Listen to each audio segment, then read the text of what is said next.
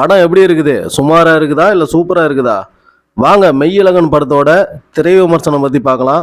வீடியோவை ஸ்கிப் பண்ணாம கடைசி வரைக்கும் வாட்ச் பண்ணுங்க. நம்ம சேனலை இது வரைக்கும் சப்ஸ்கிரைபே பண்ணாம இருந்தீங்கன்னா முதல்ல சப்ஸ்கிரைப் பண்ணிருங்க. 96 பட இயக்குனர் பிரேம்குமார் இயக்கத்தில் நடிகர் கார்த்தி, அரவிந்த் சாமி ரெண்டு பேரும் முக்கியமான கதாபாத்திரத்தில் நடித்த படம் தான் மெய்யழகன். இந்த படத்தோட ட்ரெய்லர் வெளியாகி ரசிகர்கள்கிட்ட நல்ல வரவேற்பை பெற்றது. படம் உண்மையாகவே நல்லா இருக்குதா இல்லையா அப்படிங்கிறத இங்கே பார்க்கலாம். படத்தோட ஒன்லைன் என்ன அப்படின்னு பார்த்தீங்கன்னா, யார் என்றே தெரியாத ஒருவர் தனக்கு திகட்ட அன்பு காட்டினா ஒருத்தரால் என்ன செய்ய முடியும் அப்படிங்கிறத சொல்கிறது தான் இந்த மெய்யழகன் படம். சொத்து பிரச்சனை காரணமாக தனது இளமையான பருவத்திலேயே உயிருக்கு உயிராக நேசித்த இந்த வீட்டையெல்லாம் காலி செஞ்சுக்கிட்டு குடும்பத்தோடு சென்னைக்கு வராரு அருள்மொழிவர்மன், அதாவது நம்ம அரவிந்த் சாமி. தன்னோட தங்கையோட திருமணத்துக்காக 22 வருஷங்கள் கழித்து ஊருக்கு வர அந்த டைம் வருது. வந்த இடத்துல அத்தான் அத்தான் அப்படின்னு கூப்பிட்டு அருள் கூட ஒட்டி கொள்ளும் கார்த்தி அருள்மொழியை விழுந்து விழுந்து கவனிக்கிறாரு. கார்த்தியை யாருன்னே தெரியல அப்படின்னாலும் மனம் புண்படும் அப்படிங்கிறதுக்காக தெரிந்த மாதிரியே காட்டிக்கிறாரு அரவிந்த் சாமி. ஒரு நாள் இரவு ஃபுல்லாக கார்த்தியோட குடித்து கும்மாளம் அடித்து அவர்கிட்ட பேசிக்கிட்டு அந்த இரவை கழிக்கிறாரு அரவிந்த் சாமி. அப்படி அவர்கிட்ட பழகும்போது அவரை பற்றி நிறைய விஷயங்களை கற்றுக்கிறாரு.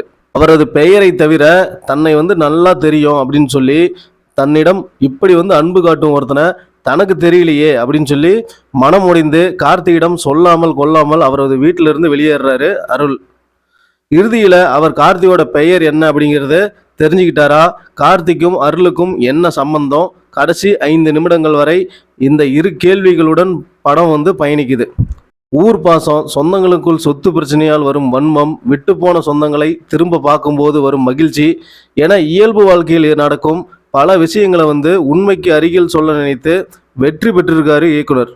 படத்தோட ஆரம்பம் முதல் கிளைமேக்ஸ் வரைக்கும் ரசிகர்களுக்கு எங்கு திரும்பினாலும் அன்பால அடிதான் உழுவுது. முக்கிய கதாபாத்திரங்களாக இருந்தாலும் சரி, 2 நிமிஷம் வரப்போகும் சின்ன சின்ன கதாபாத்திரமாக இருந்தாலும் சரி, மனசில் நிற்கிற வகையில் அந்த எல்லா கேரக்டர்களும் நல்ல முக்கியத்துவம் கொடுத்து எழுதப்பட்டிருக்குது. படத்தில் இடம்பெற்றிருக்கக்கூடிய காமெடி வசனங்கள் இயல்பாக 4 பேருக்குள்ளே நடக்கும் உரையாடலில் எழும் தற்செயலான நகைச்சுவை மாதிரி இருக்குது.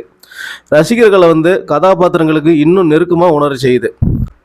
மெய்யழகன் படத்தில் வருவது போல நிஜத்திலையும் உண்மையாகவே ஒரு ஆள் இருந்தால் இப்படியெல்லாம் ஒரு நாள் இருக்க முடியுமா அப்படின்னு நமக்கே தோன்றும். அந்த அளவுக்கு கார்த்தியோட கதாபாத்திரம் கள்ளங்கபடமற்ற அன்பை காட்டுற மாதிரி எழுதியிருக்காங்க.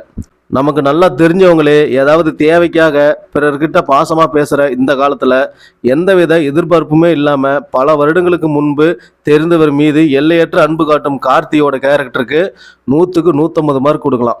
சொந்தங்களை இழந்து, தனது ஊரை இழந்து, நகர வாழ்க்கைக்காக தன்னை மாற்றிக்கொண்ட நடுத்தர வயது மனிதராக வரும் அரவிந்த் சாமியோட நடிப்பு சூப்பராக இருக்குது. பாடல் பாடியும் மைக்கேல் ஜாக்சனின் மூன்வாக் நடனமாடியும் அசத்துறாரு மனுஷன். தன் மீது இவ்வளவு அன்பு காட்டும் ஒருத்தனை பார்த்து ஆடி போய் இவனை யாருன்னு நினைவுபடுத்த முடியலையே அப்படின்னு உடைந்து விழுந்து அழும் காட்சியில் ஸ்கோர் செய்கிறாரு.